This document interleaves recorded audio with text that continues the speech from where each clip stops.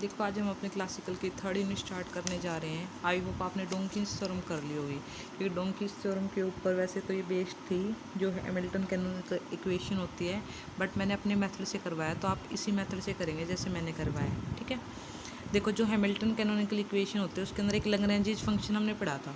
जो Lagrange function होता है वो 3 वेरिएबल के ऊपर डिपेंड करता है, टाइम के ऊपर, डिस्प्लेसमेंट के ऊपर, या फिर कह लो जनरलाइज कोऑर्डिनेट के ऊपर और जनरलाइज वेलोसिटी के ऊपर डिपेंड करता था। लेकिन एक फंक्शन आया हैमिल्टोनियन फंक्शन, जिसको एच से रिप्रेजेंट करते हैं। एच में और एल में क्या डिफरेंस था? जो हमारा एल था वो तो टाइम पे, जनरलाइज कोऑर्डिनेट पे और जनरलाइज वेलोसिटी पे डिपेंड कर रहा था। लेकिन हमारे पास क्या है, जब मैं एल का with respect to generalize velocity क्या करती हूँ, डिफ्रेंशिएशन करती हूँ ना, तो उसकी जगह पे हम क्या यूज करते हैं, momentum. P I for momentum है। सिर्फ हैमिल्टनियन फंक्शन में इतना ही डिफरेंस था, जो हमारे पास क्या थी, जो जनरलाइज वेलोसिटी थी उसकी जगह पे हम क्या यूज करते हैं, जनरलाइज मोमेंटम यूज करते हैं। बस इतना ध्यान रखना है, ठीक है। और जो हमारा हैमिल्टोनियन फंक्शन था वो हमारे पास क्या था, h equal to summation I varies from 1 to n P I Q I dot minus के एल। बस इस चीज़ का एक तो ये इक्वेशन याद रखने, और एक ये याद रखने हैमिल्टोनियन में और लैग्रेंजियन में क्या डिफरेंस है। ठीक है, तो देखो अब हम क्या करते हैं, जो हमारी हैमिल्टोनियन कैनोनिकल इक्वेशन है उनको डिराइव करते हैं। अब बच्चे देखो, जो हमारे पास h है वो h किस किस का फंक्शन है, टाइम का, जनरलाइज कोऑर्डिनेट का और जनरलाइज मोमेंटम का। तो जब मैं डेरिवेटिव करती हूँ, अब हमारे पास क्या होता था, अगर मैं टोटल डिफरेंट अगर ऐसे कर देते हो, हम कहते थे करली यू बाय में करली टी और डी टी, ऐसे कुछ करते थे। ठीक है, यानी कि जब हम टोटल डेरिवेटिव निकालें तो यहाँ पे क्या हो जाएगा, एच का पहले हमारे पास क्या हो जाएगा, with respect to Q I होगा और साथ में क्या आ जाएगा, डी क्यू आई, प्लस में एच का फिर with respect to P I होगा, फिर डी पी आई, और प्लस में जब हम क्या करते थे, अब टी हो रहेगा, फिर एच का विद रिस्पेक्ट टू टी, और यहाँ क्या हो गया, डी टी। ये हमारे पास क्या आ गया, जब मैंने सेकंड इक्वेशन को डिफ्रेंशिएट किया। अब मैं थर्ड इक्वेशन को डिफ्रेंशिएट करती हूँ, तो एच का हो गया D H, Q I dot H T, P I का डी पी आई, प्लस में यूनिट वी का लगा दिया, P I H T, Q I dot का क्या हो गया, डी क्यू आई डॉट, और माइनस में एल का क्या हो गया, डी एल।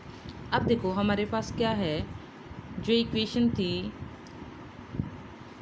इक्वेशन नंबर 1, अब मैं क्या करती हूँ, जो हमारी इक्वेशन नंबर 1 थी एल वाली, उसको फिर से डिफ्रेंशिएट करती हूँ। तो एल का with respect to Q I D Q I, फिर एल का with respect Q I dot D Q I dot, और प्लस में एल का with respect to T D T. अब देखो जो मेरे पास होता है, करली एल बाय में करली क्यू आई डॉट की जगह पे मैं क्या यूज करती हूँ, हैमिल्टोनियन में पी आई यूज करती हूँ। ठीक है, ओके, यहाँ पे तो पी आई समझ में आ गया, लेकिन फिर एल का with respect to Q I P I dot कैसे आया, तो मैं इस चीज़ को समझा रही हूँ आपको। देखो मेरे पास ये क्या होती थी, लैग्रेंज इक्वेशन ऑफ मोशन होती थी। अब देखो हमारे पास क्या है, करली एल बाय में करली क्यू आई डॉट की जगह हम क्या यूज करते हैं, पी आई यूज करते हैं। तो हमारे पास क्या आ जाएगी, करली एल बाय में करली क्यू आई की वैल्यू क्या आ गई, पी आई का with respect to derivative time के, तो क्या आ जाएगा, पी आई डॉट। इसलिए मैंने क्या किया, मैंने यहाँ पे करली एल बाय करली क्यू आई की जगह पे क्या रखा, पी आई डॉट रखा, और बाकी सारी चीज़ें एज इट इज। अब मैं क्या करूँगी, अब मेरे पास क्या, पहले मैंने हैमिल्टोनियन फंक्शन का की, हैमिल्टोनियन इक्वेशन का किया, फिर हैमिल्टोनियन फंक्शन का किया, फिर एल वाले का। अब मैं एल वाले की इक्वेशन फिफ्थ इक्वेशन में जाकर सब्स्टिट्यूट कर दूँगी। फ्रॉम सिक्स एंड फिफ्थ से क्या होगा, मेरे पास फ्रॉम सिक्स एंड फिफ्थ से ये इक्वेशन आ जाएगी। इक्वेशन को जैसे हम सोल्व करेंगे ये वाली चीज़ से कैंसिल हो जाएगी, यानी कि ये हमारा क्या आ गया, डी एच। अब देखो डी एच ये रहा, और एक डी एच वाली इक्वेशन रही, यानी कि फोर्थ इक्वेशन, और ये हमारी क्या है, सेवन्थ इक्वेशन। अब देखो यहाँ पे डी आई का जो कोफिशिएंट है वो क्या है, करली एच बाय में करली पी आई है। जब मैं कंपेयर करूँगी, और यहाँ पे हमारे पास डी पी आई का क्या है, क्यू आई डॉट, तो यानी कि क्यू आई डॉट किसके इक्वल आ गया, करली एच बाय में करली पी आई के। फिर बात आता है डी क्यू आई का कोफिशिएंट, यहाँ पे डी क्यू आई का कोफिशिएंट है करली एच बाय में करली क्यू आई, और यहाँ पे क्या है, माइनस के पी आई डॉट, और इसी तरह करली एच बाय में करली टी किसके इक्वल आ जाएगा, माइनस के करली एल बाय में करली टी। तो यही हमारी क्या होती है, हैमिल्टोनियन कैनोनिकल इक्वेशन। ठीक है, उसके बाद आपके पास है, आपके नोट्स में आपको प्रूव करके दिखाना है, जो एच का टोटल डेरिवेटिव है वो पार्शियल डेरिवेटिव के इक्वल आएगा। अब देखो हमारे पास जो हैमिल्टोनियन इक्वेशन है ये हमने दोनों डिराइव की है अभी, और हमें पता है जो एच फंक्शन और टाइम पे, जनरलाइज कोऑर्डिनेट पर, जनरलाइज मोमेंटम पे डिपेंड करता है। तो जब मैं एच का with respect to time derivative करूँगी तो एच का विद रिस्पेक्ट टू टी होगा।